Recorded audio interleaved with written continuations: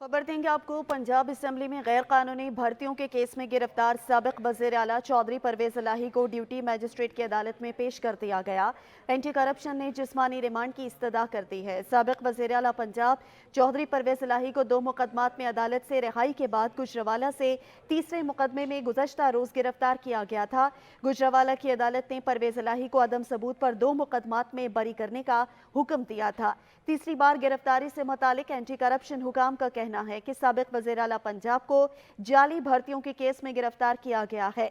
ये मुकदमा लाहौर में दर्ज है। भर्ती की अमल में घपलों के लिए जाली टेस्टिंग सर्विस की खदमात ली गई। इंक्वायरी में पंजाब असेंबली में जाली भर्तियां साबित हुई हैं।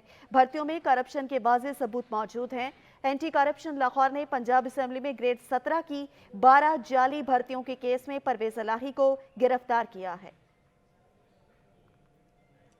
नबील नकवी इस हवाले से मजीद आगाह करेंगे, बताइएगा नबील।